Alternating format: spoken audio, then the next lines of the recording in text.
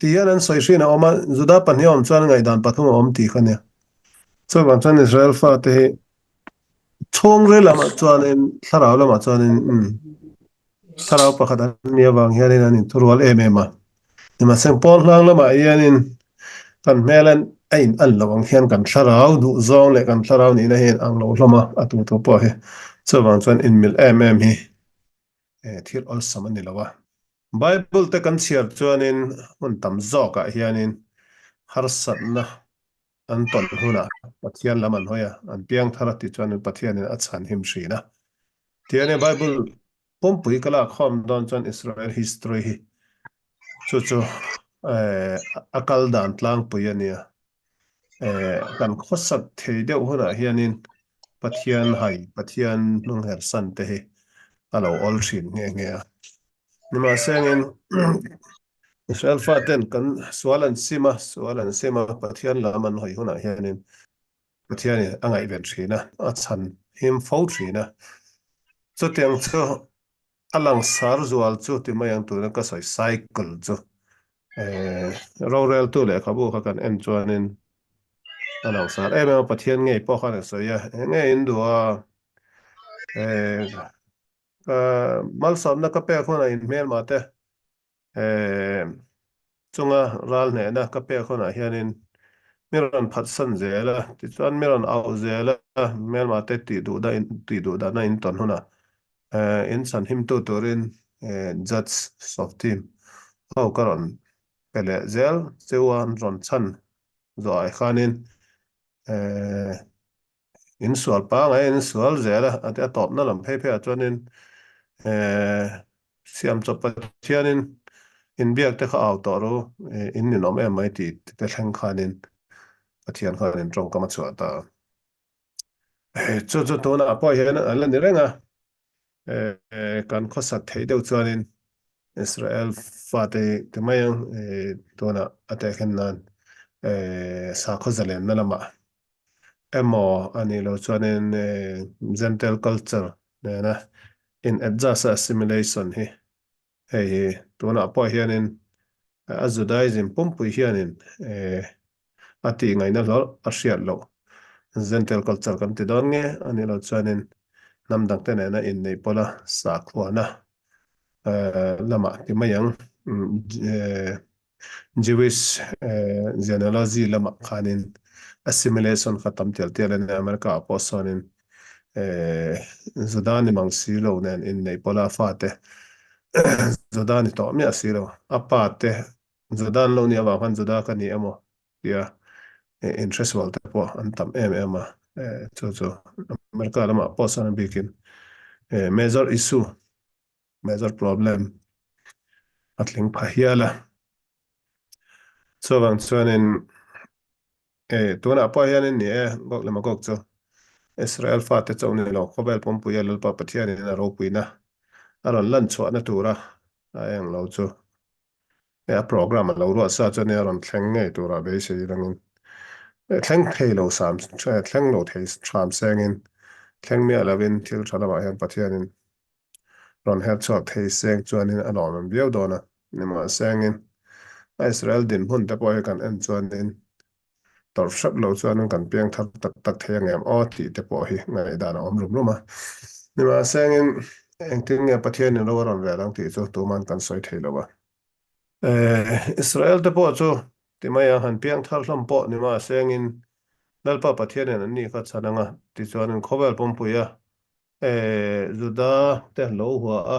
lo ti du da te po kha lalpa pathian in foba la lak tur kha lo ni zela chu man chuanin nam dang te chonga foba lak na tura khan gok le gok ken ti don nge in do pui po chu la lo thei lo ni ang am ti te po om thei anga a chan chu in do pui ron om huna hian lalpa pathian kam hing thiang nim jet kam hing thiang nim jet ti thiang nim in om anga ti chuanin Israel te pathian kan in zia ron lang to anga kan am san chu ti khati ti te po kha alo sai na te po kha alo om ta lalpa pathian in Israel fate ti du da te kha phoba la don ti kha ora khain poina so ya azia ka tianga chu chu kabalis pakhat Rav Yosef biton po hianin asarmon na hianin thil pakhat a sawi chu ani chuanin thang hmasa man lai to a Israel fate lo ti du da te kha engtin nge anua pathianin phuba lak theiang ti kha ania ama saidana chuanin nie generation masalama Israel te an lo ti du na na wanga punishment sem na kha an don to rang an la don lo chuanin pathianin aron pian nan tir le anga ti chuanin Sudan huan a kha re chuang lo anga an kha le anga ti chuanin lalpa pathianin a soi sale thap mai don ni a chuan masa a sang masa an suan nen khanin pathianin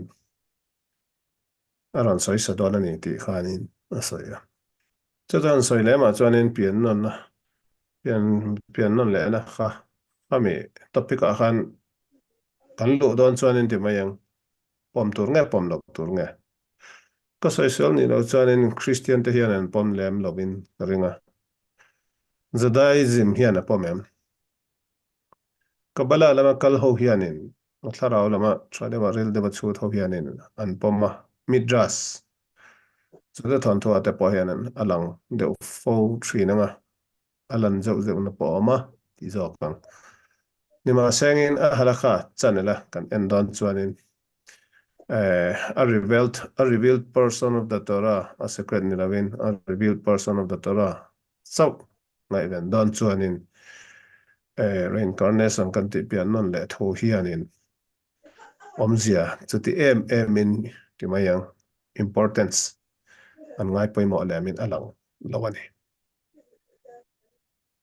chu engtin nge kan pomang engtin nge ke ni mol te ho hi kan in za sang ti hi klem te ka sai tu pian non le na song chang cha a oma pomilangin ni ma sengin kan thret hiam angem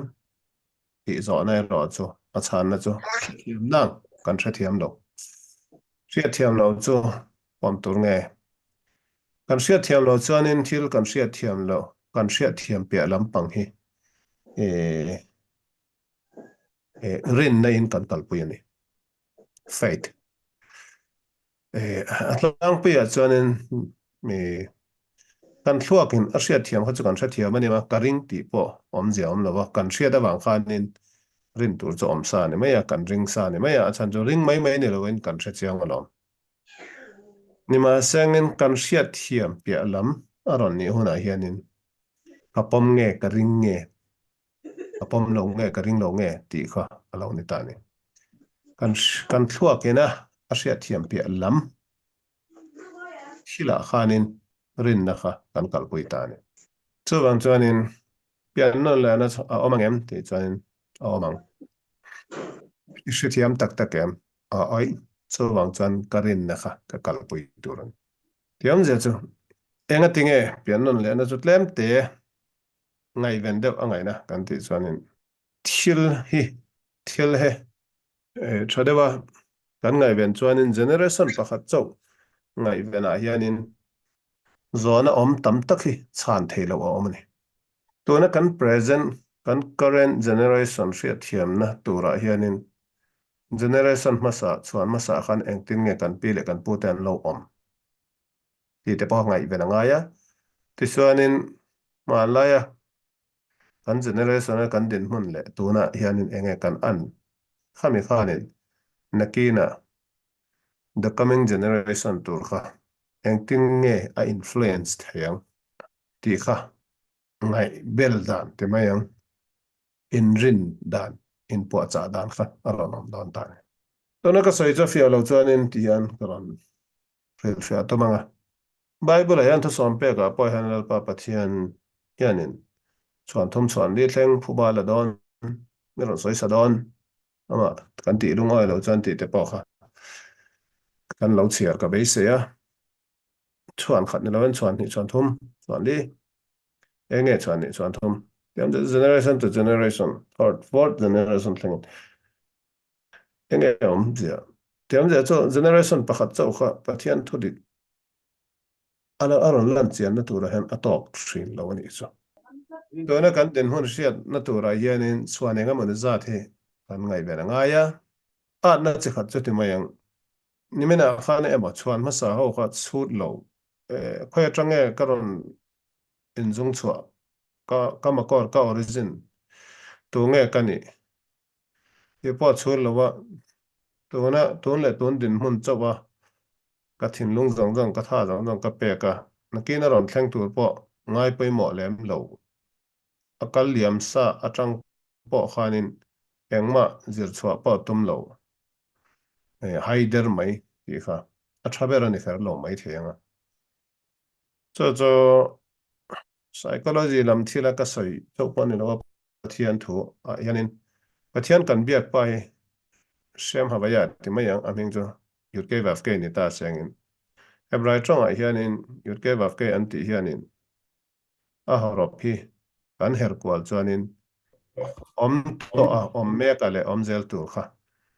kha a huam telani tiam je chu present past present le future kha vai khana huam ani chu chatuan pathian ani na takania chatuan pathian kan ti jan kan biak pa hianin a program hianin hun kal hun liam to te tuna thil thleng mek tuna hun bi kan ton mek le na kina hun kan kan ton zel tur kan future te poi huam te kani chu bang chan chatuan pathian kan ti reng ani chatuan kan ti hunai hianin hun bi chung lama ani hun hun poi pathian thil siam ania hun poi creation ania asiam tu kan ti hunai an hun bi hianin a fun phak lo a tron phak lo ani ti kha chu kan biak pa ni chan adu zong le a thothlong kha a thu te kha thra dewa kan bi chian du chuanin hun bi chung lam thu po kha ngai ben dewa ngai ni chu wang chuanin tu na kan present current ka situation condition chau kha kan ngai ven chuanin kha a tok dan lo ka soi buai noi nge ka hrelo wa karon simplified le anga a ho dewin karon ta lan tu manga abol kan tran na chu gok le magok in do nei kan sel thei nge kan sel thei lo nge pian theoretical a chan kan sel thei o Israel te ani tu rangan pian thar chuanin kan sel thei ani ti te pon oma ama ro chu thil olsam ani don lo wa chu tianga kan sel thei tur khopa Israel fa ten pian thar zo lo po in eng ti chen nge monia an pian thar chuanin lalpa pathian an ti lung oi tok chuanin in do pui na po chu omma sengin atwar tur zok chu zentel te hi zuda lo te hi an ni don ti in an soya a chan chu rabai homin an soi dana chuan 2/3 of the world population hi a victim to a hissa pani in do pui ron om de hona 2/3 chen thoma chen ni merkha hi tu ranga yani enga tinga chu chu ni tak ti chuanin kha pa kha hri fian tlem te an soya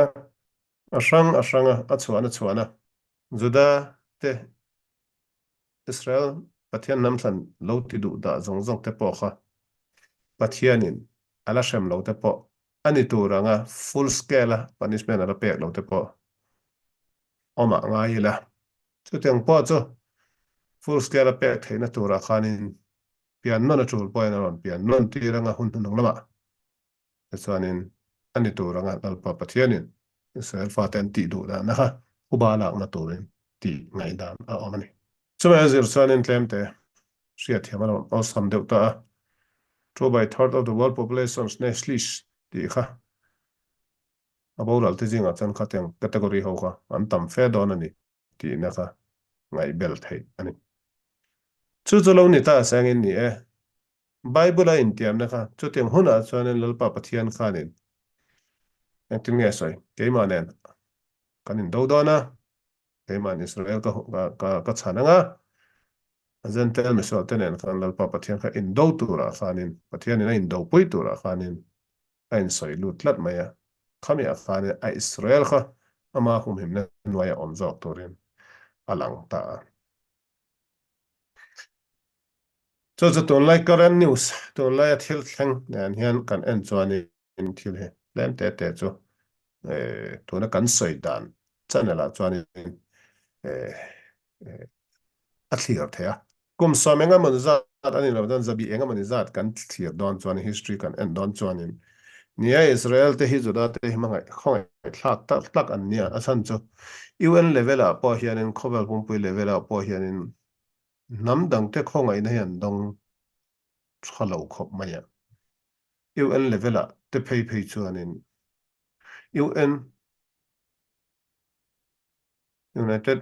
Nations Organization po hi Israel dem tura phun chuang nge mani ti thei ur khop ang hianin awmani ti po ngai ben the ni Israel te dem na hi agenda hianin Amazon isu ni de reng maya e heteng ti du da na Israel ten kumenga man zot ke ni modern age a post modernism un laya po hianin kan ton te po pathianin a hai lutuk ka ring lawa moi khat chu chu Israel te khongai na nei mi la thiam lo chan na tur reng le Israel te tlem tan che de lo chanin Israel te do dal na tura propaganda ni sengin demonstration ni sengin news ni sengin media ni seng ke ma Israel te dem liao leo an om te hi a om ho te hi pathianin punishment a pe lo chan lalpa pathianin thodi ka ro real ani na kha dot thu ni do na a chan chu lalpa pathiani thudik lalpa pathian thudik lalpa pathian ni awang kan thudik ro real tur ani awang kan angoi rei don lo ti kha chu be sei patila chu te lo chuanin bible a soi jong jong kan trong trai na po hashem elokeinu emet kan ti lalpa kan pathian chu thudik ani kan ti te kha ti chuanin kha khami phomin pathian sil chu a khatima a khotem chu thudik ani thudik ro real tu ani ti kha ani phei chuanin population tama wanga economy a hausat zo ka wanga ani lo chuanin Arab rama tanga thau be se wanga Israel te dem ngor tia Israel te king zong renga nam tam tak om te hi pathianin ngai ven loving ada arei don nge ka selowa angai ven mi lawa angai dam chuanin ti mayang engamani action ala lo chan thuti ka ro real po hi ala thleng lo ti ne menga boi khat choram real hun chu om tura base te da chu chu ne onat lem te ka han soi zo ye chu pian non le pian non lo chung changa yanin kan thiam na lamani lawa kan ngai tua nu tuk tur pon ne ma sang aw mani ti ka sia tur ne kan trong trai na po hianin a om deuh thina tuna ka incarnation ka current incarnation ka previous incarnation ani lo chan incarnation dang ho kha ka rectify na tur kan ka siam that na tur ni sengin ti in trong trai na te po kan si dur bo hianin rabi hoin kha khamim hoin an lo zia tel chuanin engamani cha omani pian non na chung chang a hian ti kha karon tar lang zuai du a pian non na chung chang a hianin lo piang non po ni malang ka pian ma saka khan tu nge kani ka shelo mani so wan chuanin pian non na chung chang kha kan soi chuanin chuti in a relevant lo lutuk lo ni ma seng rin na lama khanin riat tu ra chu tu na ka din hun hi ka duangin thil he om khelo mai the ka pian dan reng a po ni ho safa aron piang ta ilang chuanin ram changkang dewa lo piang nom te chu lo ni ta ilangin aduam dai zog dona ram la thei dewa nam mol te zinga no le pa la thei deuh fa an pian ti te kha kan thu ni lowa ni ma sengin enga tinge chu tiang chuan kan pian ta eng tinge kan du to sa mang hianin abul chan na changin kan pian dan po in enga tinge zir tak lo le ti kha ani lemte kan ta lan du chu some na to ra chuanin mi hau sa fa ai pian mera thei fa ai pian mel chadeu có sa thei lo deuh fing deuh trawng deuh enga tinga khating khan kan pian tak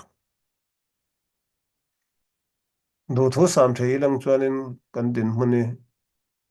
kan pian dan tur hi kan pian nam hun tur kan pian na in chung te kan thleng du le kan siam that du hi chu a tam viawa ni ma seng khat yang a khat enga tinge choice kan nei lo enga tinge heteng hian kan ron pian tak a chana pakhat chu kan pian masak dan kan pian masak laya kan previous incarnation na kan din mun a chirin chu a detail kan thelo ni ma seng khat yang khani chuanin takin na kan pe anga rabi te chuan ti hian an soya tura mi hausa te hi hausa em mai te hi otla tuk su an pian masaka han eng tianga re theina top khok tuar nge an ni ishami alo an pian masaka khan an ra theilu tuka yu chan lalpa pathian balance na tura khanin ra theina ra thei taka nungin itikuni zo to imisani zo to ni ma sa pakha ala bak ira thei chuanin rin na lama i pass zo hausa chin langin i pass zo ngem o kan la fia du che taf cho tang den hun chani chuanin mi ra theia fel tzadik righteous pa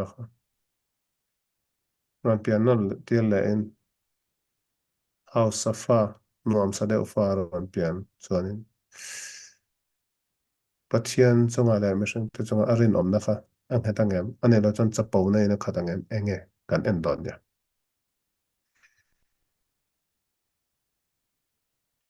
re thei ke sa pas kha house ke sa khana fel dai the tuna kan saya chu pian non kher khar po khar lo po hian in thil he awm the ni re thei de ben ron in trana re thei nge om zia sia house ai lang chan o mi re thei te ka tran pui tu ti te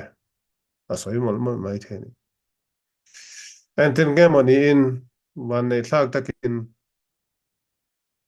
lotaria mane mo ka shelo business an ti chin rin ai na ron lot lenga a house ta crore pati te lo ni ta pathian en thak du chu okay then iron house to ira thei la ya i soi ho kai zom tak tak engema an fiat la don ta ne ira thei la ya jan me ira thei te hriat thiam pui all sam kan ron house khon a khan mi ira thei te din hun hriat thiam tak tak he a ol to lem lo mai thei chu chu ne zo na pa khalom le jeng ngang chu tiang chan pathian in ro re tak te chanin a chan na chu mesira jesurim le khabu asan alanga ni elal pa pathian in din hun sang sang in miron fianga miron en thlanga adu ubera chu site zong zonga line zong zonga thlem na hne a pathian tana rin oma hausa ema rathei ema hrisel thei ema hrisel thei lo oma eng ti din hmuna pa khanin pathian tana rin om full scale a angle zong zonga mirin om anung ama thlem na andinga be a thlem na chuteng zong zonga chuanin avaya all round a hne chuanin chupa chu perfect man Adam Shalem aron ni don chu wang chuan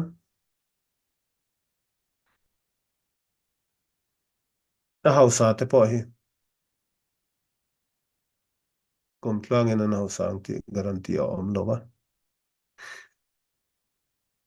tuna ra thei te pawh hi kum tlangin an dam chhungin an ra thei reng ang ti pawh garanti a awm chuang lo hausa deuh pawh a tla che thei aron tla che thei hausa deuh pawh ra thei deuh pawh en tin nge manin pathianin vor chhawin hausa deuh pawh aron ni thei ni ma seng wena kan in ti tina pawh emaw chu a khoi pawh chu ni sengin pathian program cho I hausa emo I re the emo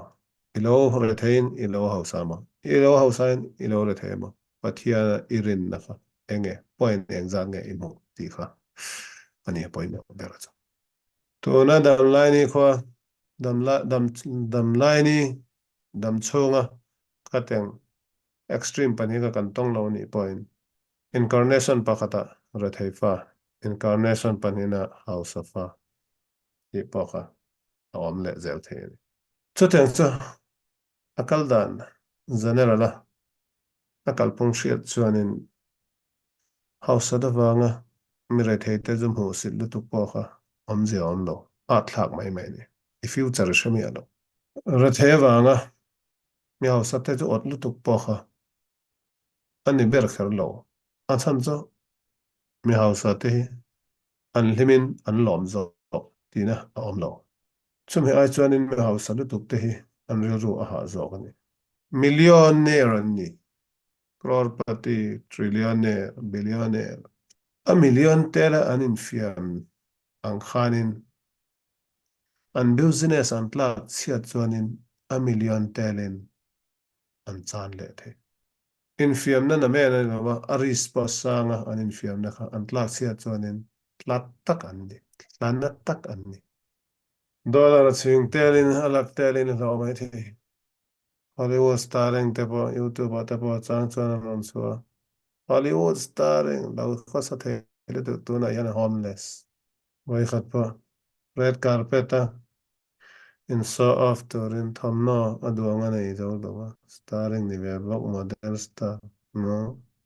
thamno ron laman le nga atiang te mai mai ne red carpet changa chan nui bun bu na nie hotling em an langa an lom tak tak em ti khoni Hollywood starring hing thang tak tak family problem a boy an tam sa le Bollywood pa ni thau tiam ja cho ka soi om ja cho success kan ti le hausak na kan ti hian lim na le lom na le thamwan nahi a thlam kher lo so man chuanin hausak na le lom na lim na ain zui chuan ain kop chuan a tha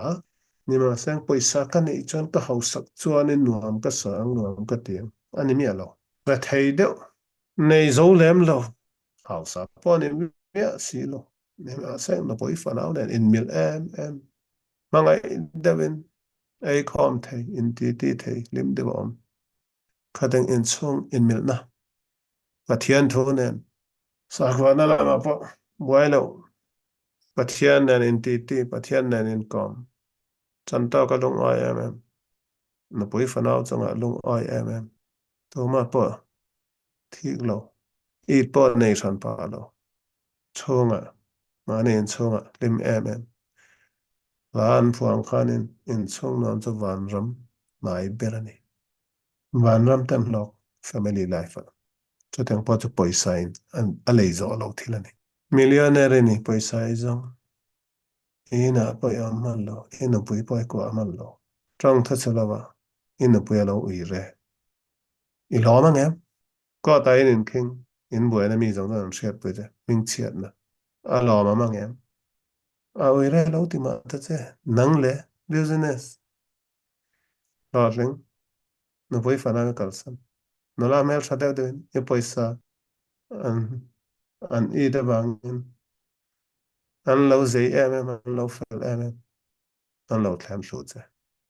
in no te chunga irin nei thlau ta in no in a sha chuak lo che in no chei bum zo mai thi a sia po lo ni ma sang house ka wang khan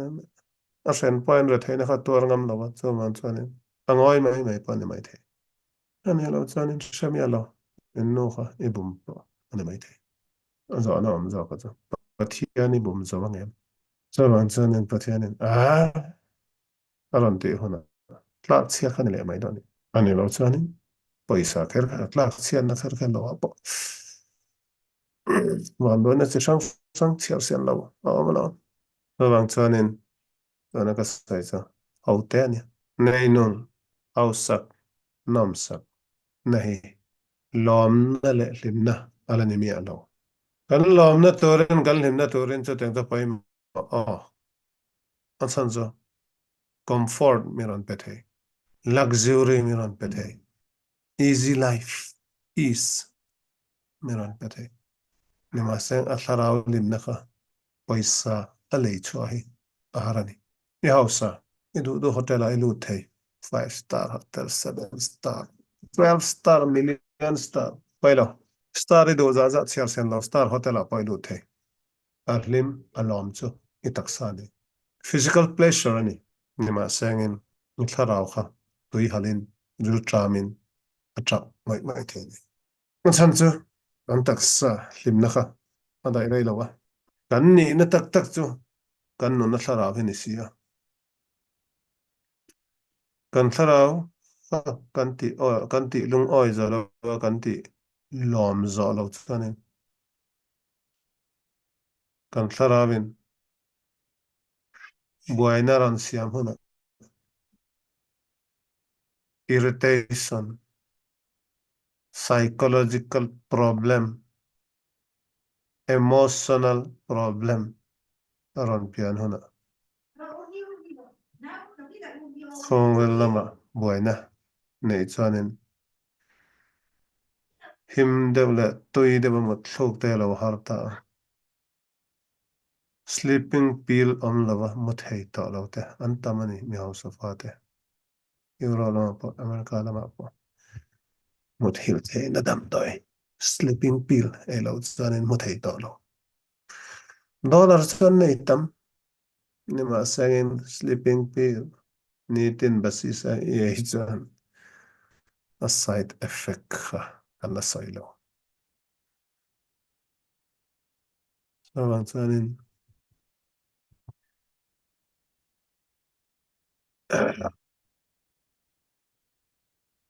pleasure thil damania inner joy and inner happiness thil damani so chuan tona kan soi kan in ti na chu akal dan tal kan ria thiam chuan pati kan una kan hausa ma kan hausa lo ma kan tharau ta na kan tak satan chau ni lo kan tharau tan po hian na tho ya chu lani tharau ta na tho ti hona hian pathian rong bol hian pathian rong bol ka ti hona hianin so fe kana kan soi dan tlang po chu kan ria chuan kan hausa ma kan hausa lem lo ma kan dam chan kan tharau tan po khanin thil ngai ven dan riai langin kan ti fu zo ka ngem o ka ti deuh mai mai ni ten pakhata chuan ni e kan piang wan doi kan in ti emaw in ti na pakhata chuan in lo in ti pawh ni mai le i hre thiam hran rang lalpa pathian hianin mi mala mi rawn huat awanga khatiang van doi na kha mi rawn pi ani lawa kan fam kim na turin kan thlarau nen in mil kan thlarau completion na turin a course a pass na tura khatiang din hmuna mi rawn dah kha ni zawk hremna kher kher pawh ni lo ashlamani completion course ani chu pawh chu hrianga chuanin ani chuanin piandan condition a hianin kan piandan condition to na kan piandan condition kan thlir chuanin kan pian hmasak na nen kha ne na in kung kai na te pawm thei ti kha kan soya 100% e hemi wangi hi ani liau liau ti in thuthluk na ine yangu ka tilawa a general outlook chau khani ka soi the cha pesa ate lai kan din mon chau ni lovin yam ja just family status house lo fin la status chau ni lovin khan condition khan ni lovin chau po khan ni lovin thel pakhat ka thon da du a piang non le kan ni chana nga tinga kan pian non a khanin kan ni na loi kan rian mi alo i pakha zo na tha ta kan yang lalpa pathian kan riat tura chul lawa a riat chuanin a hrelawa kan mi ron pian tir ani mai ho di ma ka sai don chuan ni ma seng ram dang nam dang thren khatin na pian non na te pon hrialam chu ti khati khati okay a hre ho po ngai to ro Israel TV apa hianin biduin ho Rosie ho nga biduin ho pakazal raka Israel se pa ya ne maga fasan lau tirani ho tuna yan kum som pathum TV an so ala han kum som pathum som padi vel daga ne lau kum te apiang non kaniya tia ain te po sheveka kapian non masagan se pa ikania magaf anti hen ka lau tira Lebanon a duty kan ti na hen suicide bomb karen meron chuwa bombin kapua bombin kathia ka in chu he ne ka pa ning chu he ne hei ka ro ma ne soi thei vek kana pang pa khan veng danga apian ma zaga om na almera akap bota a uniform ko yang da eng da aman lo ko yang thut sin eng ti sin a vai khan de te ne soi thei vek ne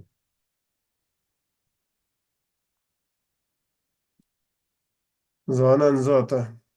eron len hona enge ini yang idu sepaya kalun leang kapian masaga kathi na department akan kami unit akan kalun le ilaw na nge pian masagan tho to ka law mi ano kami unit ngat khakadu sepay dang nilo ite kha Israeli TV akan anon suka ani lani lawadi lading law authenticity ya khan mi ron zol lawaleng Israeli TV ron lang ti tu ba ka so ya India la ma son vai te chan chin in lak phei phei chan o kha ten kha thon thu tam lo to Delhi ya pa khan ma khan ne pa kha ten piang no le mi ron that tu ni te report pe pe ka police ten an chu chu ta alo dik renga a criminal khan mana ti te Pakhat pa piang non le ka ni te police a mi he ka ti chan Brahmaputra kha ni mi ron thata chong ti chan bora kat ka taksan tan som ve ka ti chan en bora Brahmaputra le ya lui kha kan la ya kha ni mi ron pa ya karwa ka ti te pa sai the ve an tam na to am de no kha tan kan zan tel te zinga pa ni ma san ka point kha ka ni ka point na cho atlang pu ya kan la don kan pian non chan enga tinge kan nun lui kan sia to lo a chan na hote ka chan don chuan pathianin a tul tura a hriat lo chuan mi ron hriat tir lo a tul tura a hriat chuan mi ron hriat tir ang te khen na kan te ne i piang man le a di te al jong jong i sia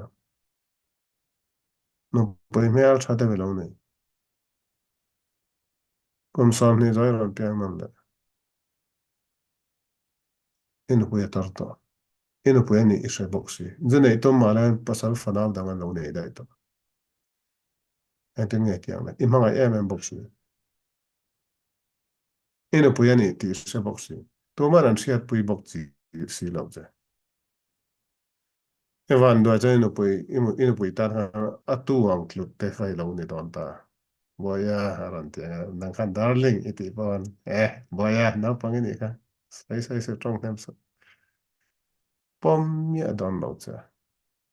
lo pomen lo la ngai zong te po lo ni lo du te po lo ni se na poi pasal dang ani zo hona pasal dang fa dang ani zo hona enge eng ting a family fa zu tu chele ang mo trouble maker ni do mo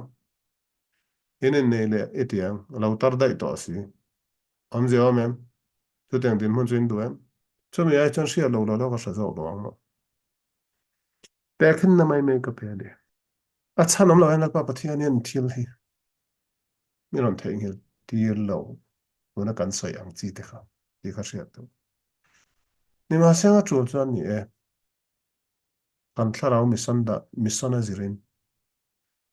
tu teng kha teng puang lo puang dar tu re mo min da ni an sia lo puang dar tu re mo kha teng mi son te kha kan nei pal chan ni a tru chan la pa pathian second khat chunga po ipian hlei bayang jang ipian non la a vai na sil thei cha ka sai tum ber cho chu teng mystical knowledge cho lo nei po ni ta langin lo shia po ni ta la ipu zawang em ti kha en zo a phur ri ta kha ipu zawang em I digest zawang em normal life I mang theng em tu zo chen Kabali Sarizalan Tibetan Hetan information to me have team knowledge and age halutuka. Me and so in way and Zang Epian non coin at Saraudun quite like a wife and I'm hotlang the thing. Sitting machine pots alone in Malangin. Engatan gay manang the dang Tirsianas. Missing that in Lumo Tlang Dante Tarangin. Me real ro my tuana. No am tak to rai bay say may teni. Rabi ten am sorry, Kasilang Tio. Allah. Asan sa helay nung kovere nang maron pangay tak sa hi an lo ti kasiro. Trong kam tia maron bea te pohan an pangay imi alo tse. Trong kam tia may na naman ron biak tse. An ron biak tse ua. Tuteng tse sa den mutlang te. Ba asam turzia cho. Mi pohi. Kovel pompo yan irin tlak tak turi. An mazaw lo pot may te. Inong piyangin. Atang siya na mystical knowledge te great responsibility. Very, very burdensome. For it ani namin siya. Thì nên ni khoa tur ta on sa lok ta langin normal ta men ila lim the yang mo mi birthday manga zakal langin mi ne na pa zakal mana nora hemi kuma hen ka thi don to si a isia lo zan na tu lo ka sin thi tur po lo ni ma leng isia lo wang han tu bo in tal hilal him mana lo indam la ni khwai lim na tu zong zong pa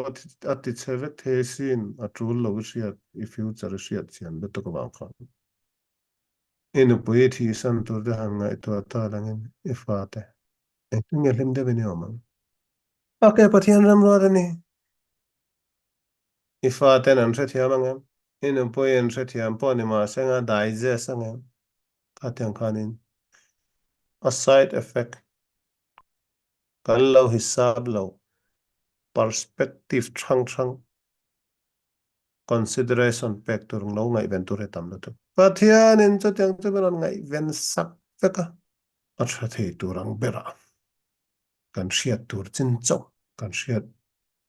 ta amo kan phur lo kan ti mai a phur kan phur zo lo thang tur ka mi ron pe du lem lo bani so chane tamim ti u la shem la ke khem an ti category cho tiam za cho pathiana erin na hadro engkim shiat tum su edam chan te poitlin na tur a thil shiat tur cho ho kha chudro nangmatana relevant lo omzenei lo imis itlarau misantana omzenei lo hoka ishiat nem chaka curiosity awanga ishiata engma asot naturo omlo I purpose in life for I fulfill natur po omya lo wa khanin in penem lutukso chuma category a chuanin kathi zo van rama du tanen van ram eng angeni Gati zo mấy điều xem môn là lúc đại là xem môn sẽ ăn nghe đi ha đi theo trong trong cái gì idam lai ni khoa lấy đúng khoa về bản chút te geography lúc langin doctorate han zir te zir doctorate tam lu tu ha ila ton mi alo mấy điều geography zir tum ade tera tam lu tu nga idam lai ni khoa ti turi ti manang em khatyang Chiamna bozi chiamna bozi ne vanram geography ai chatuanram geography he leilung khover art kanti mai geography po kan zir sen lo he tu fin ria chunga ran nung engzan nge sanghamak tak chi engzan nge kan sia sen lo he ram huai chi engzan nge omang van angel chi engzan nge omang ise to itu su bak enga tan nge Khatyang chu suana tura honi paya khanin pathian do zong mitzvah ti manem pathian do zong tora izir manem mere theite itran pui manem ani lo chuanin khatyang speculation investigation a khanin itar hlum mai nge engma ti man lo bi ta ai nga po chen sein tips pakhat raften an soi pakhat karan tips pakhat karan pele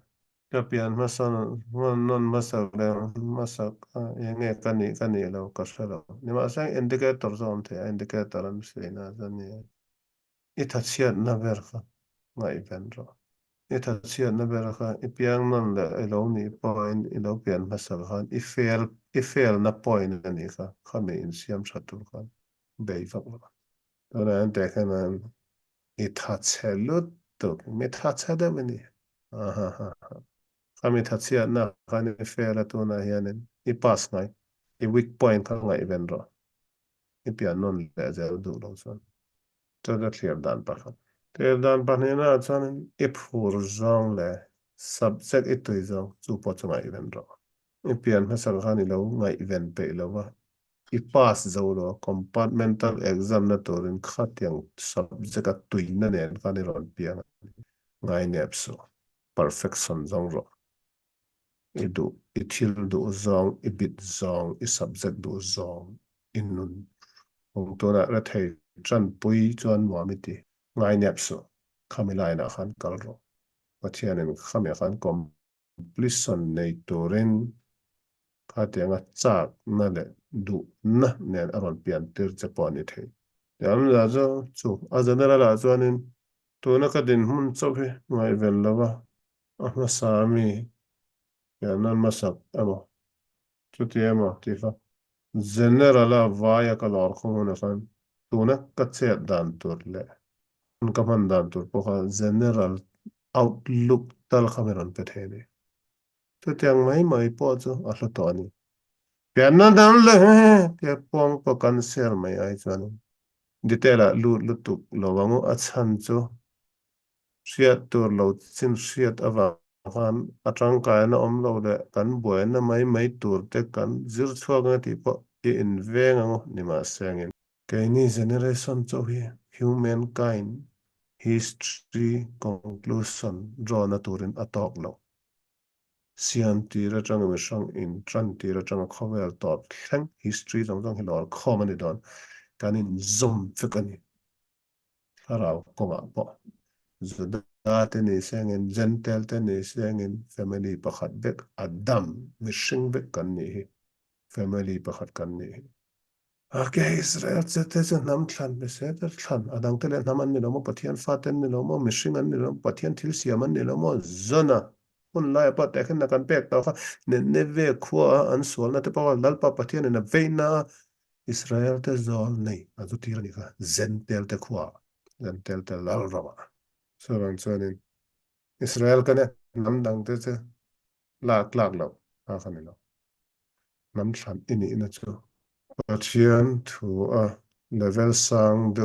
zok shata a course harasa zok de be tur ron thlan chen zentel pa po khami course ka du chuan aron gi u the no problem in clear sang na ni lo sipaya pan commando cho tha lo ni ma zen commando cho mi jong jong in an pe in an thei le ne a thei tan chuan tha lut a thei lo tan pa phu tan ni lo commando kan ni do special force interview na pa khirani a training pa khirani chuan chuanin i pe lo chuanin i zo lo chuanin mihring in lo tin ani mi lo se pai tha danga pai la lu thei kan phu tawk kan thei ang tawk kan dam chan khamya zir khanin tu nge kan yang ti tur nge ka din mun in ra chiang in ilangin khami nen khanin mel turin nun phong hi mang tai langin nung tai langin chu chu ni chan to ka lung oi dan tu midang din hun zu ota zu it na hianin lung oi lo na lung chia na lung na le thin on na ho phur na a chok chuak mai wat hianin keima an pui hi midang khowela na sian lo to ma ta nen mission in ang lo ka ti tur chin awmani eng tak nge niang mo ya chu chua kan ni turanga original de kan nun kha kan san to ka lungai da chu kan ti tur rang poni so me conditions to ni thianin to so pe ka to lukna ane a fanin midang thil otsu ui ni sangin sabentung ni sangin in le lo ni sangin pathianin asiam dan khan lung oi langin engtin nge miron siam din mun atang hianin engtin nge adu zong ka tho thayang ka tharau tan engtin nge kanun pathian du da pathian polu ro pathian nen nong ro poisa le hausak na le ing thang na in a lei zo lo thin lung chung rila lung oi na le hlim ruk riau na pathianin pek cha chuanin chu chu ni ki be or pane kha ve er patanu nakon be or pane kha ama engin miron chun amai engin miron chun birkada ko hani boba ya er hashem na felekha alpa pathian mai eng chuan ron chun ase chu chu ni sap tronga enlightened person an ti chu chu tu thang chu ni sangin vain ta tadaraba kalamai invain ang cha